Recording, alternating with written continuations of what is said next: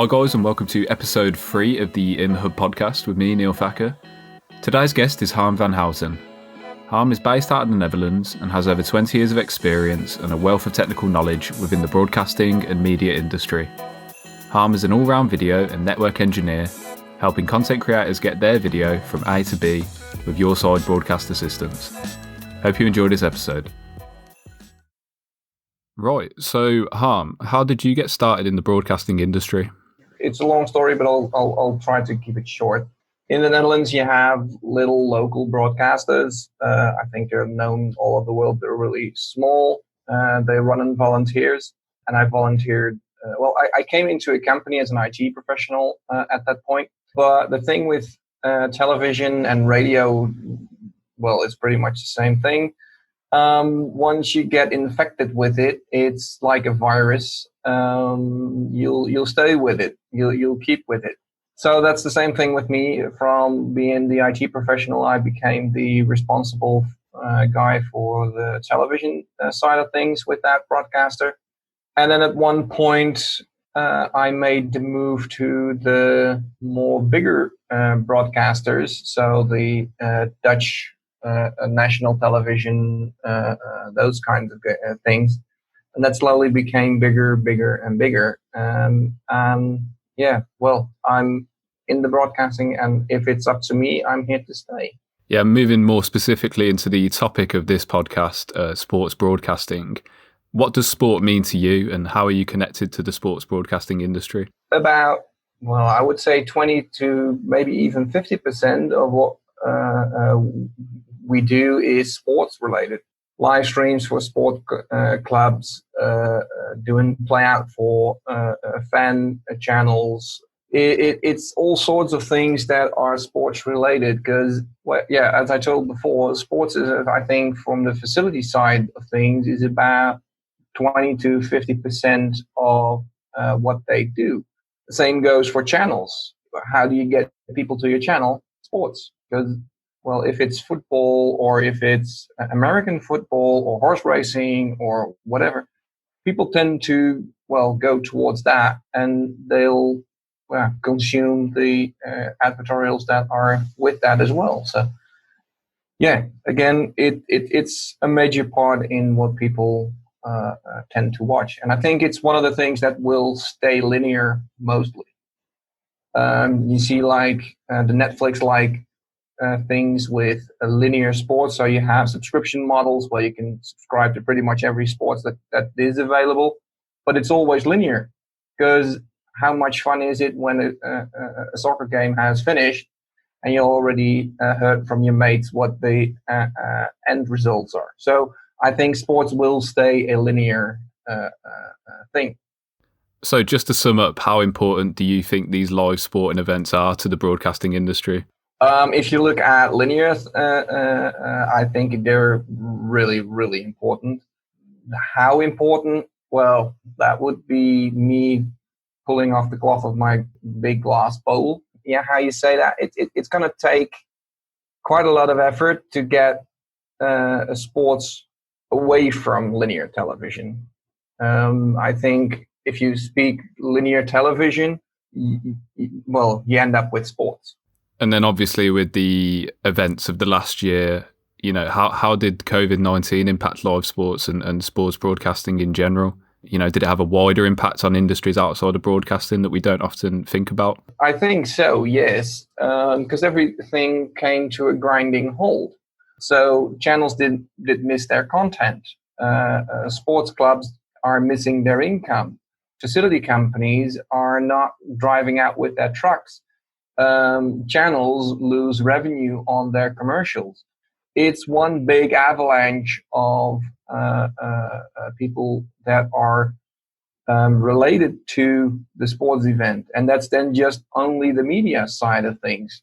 Things like the local fish and chips guy next to the stadiums will have the same thing going on. So I think once the situation clears up, we will get a better understanding of what the actual impact is. But looking over what I've seen so far, the Olympics being cancelled, being delayed. Imagine all the costs that are involved with that. Just all the logistics, equipment being shoved around, people already on site needing to go back, and well, all sorts of logistical problems. The actual impact will only become clear when the dust settles and we can start doing that what we did before, and then the numbers will show how big of an impact it will be. But I think looking at what I'm seeing now, it'll be bigger than that we can estimate at this moment.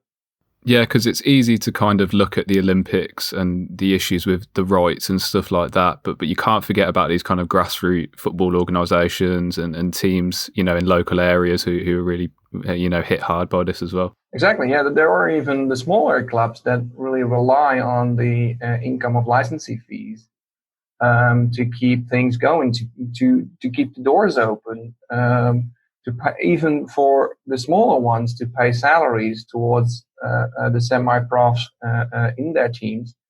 And that's talking about the bigger sports. If you go to the really little things of sports, like, for instance, in the Netherlands, you have the basketball. It's not that big. It's quite small, but not having to play, but still rent the venue and having no income from your rights contracts. And that's going to hit them hard. So how have you seen, broadcasters and sports organisations adapt to the challenges imposed by coronavirus? The Belgians went digital with their cycling, because they're really fans of road cycling, or how you say that, bike races, or I don't know road how cycling, to properly translate that to English. But they did that virtually, which turned out to be really cool to look at. So I think it was VRT that did this. So they went on the innovative side. Others just grabbed back to do talk shows about why there is no sports, how could have been prevented, maybe even do after shows from matches that have already been played in the past. I've seen some old matches, really old matches that even I can't remember being aired, so our guys play a big role in that. It's really, there are so many ways to handle this, and I've seen really innovative things. I must say the VRT one I like very much. They did I don't know which round it actually was, but they just made it a video game. So every cyclist was at home on his own bike, bringing the video signal back to one central location, just with a television screen projecting the actual track, and there they went. And yeah, I know it's not the real feeling, but the innovative side of things, me as a really technical guy, that did warm me up a bit. Just okay, so there are options to get live content in a competitive way on screen.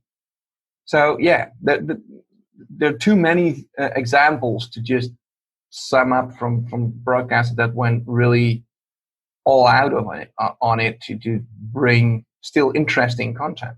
So branching off of that, what roles do you think that things like footage archives and sports documentaries have played during the period of delayed and cancelled sporting events? They had a really big impact on getting those gaps filled, because losing 2 times 45 minutes, 2 times a week, even maybe more in hours on your channel, that leaves you with quite a big dilemma, because as we say in broadcast, lag is no option. So you have to put something on air, and people expect something in a sports-related fashion in those time slots. So it's quite difficult to get that then filled up. So I think that having a good footage library helped them quite a lot. So, I mean, do you think the live sports broadcasting landscape will fundamentally change after this pandemic? What we've seen is that doing things remote is, well, sort of pretty much common now. Within the last 4 or 5 months, we adapted Teams, we adapted Zoom. And I think that doing the remote broadcasting will become more and more of a common thing.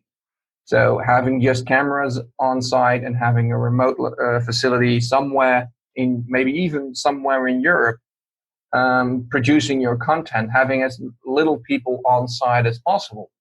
I think that for the next year, maybe 2 years, as we are still recovering from the pandemic, will be common. And I think we will grow used to this so fast that we don't want to go back. You see now already with things like Teams that people say, okay, well, working from home, it's not ideal.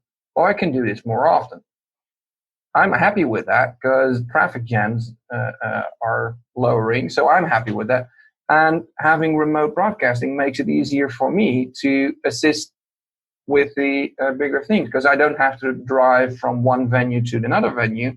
I can just stay on one location and assist multiple venues with their issues. So there is a necessity for it because, well, of course, you can't get within 1.5 meters of each other. So, well, having a lot of people in a stadium, you'll need quite a lot of big stadiums. And the other thing is that it's just easier. Just is. And what I hear back from a lot of directors is, yeah, but I miss the touch with the floor. Well, over the course of time, they'll get used to it, and we'll get systems where the touch with the floor will come back. So teams will maybe play a role in that, having extra cameras pointed towards operators will add that. I think that dilemma will get solved at some point. Where? I don't know how. I don't know either. But it will get fixed. So you say about this kind of the whole mentality of touching the floor. Do you think that these kind of virtual events, like you were talking about the virtual road cycling and stuff like that, do you think they'll forever be confined to temporary, placeholders for unforeseen events and circumstances, or do you think we could start to see some mergers? I think we'll see them more because they'll not be as well. Again, this is me touching a big glass bowl, but I think that virtual sports, it will be not a big thing, but it'll be a nice addition too. So it might become sort of a part of a talk show where guests are talking about certain writers or certain, whatever you might think of, and they'll do demos this way. So they'll show you how it went. They'll do a race and discuss this afterwards. And just as a sort of an bit more on the entertainment side than on the sports side, I think. It just won't be a big part of broadcast anymore as it was during the hype of the pandemic. But I think it'll be quite a good addition to the live sports events. So thank you for reading your crystal ball today with us, Harm. Really appreciate it. You're welcome. I even polished it up for today. Just to end on, are there any exciting projects you've got in the pipeline? What are you up to at the moment? Well, that's just touching on remote broadcasting. It's a protocol which is called SRT. It was shortly coming up before the pandemic, but it grown really fast. And we're doing quite some big projects with that. We're bringing sports. We're even bringing elderly bingo to local broadcasters with this protocol.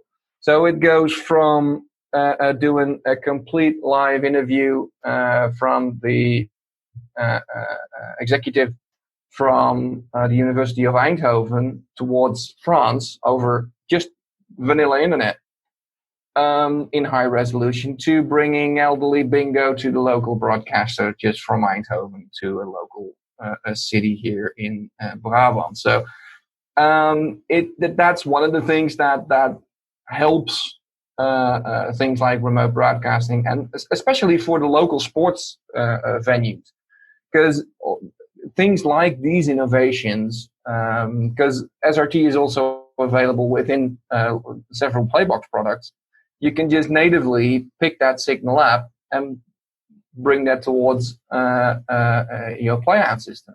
So just buy a cheap license of vMix. It does SRT already, and just link your vMix to your playout. There you go. No big satellite trucks, nothing. You just go towards your local go towards your local sports club, and have them bring them to your station. Just show them, and make it easy for them. Just somehow reach out to them. That's what I would say to the smaller broadcasters, and for the bigger ones, do the same thing. The smaller ones need it.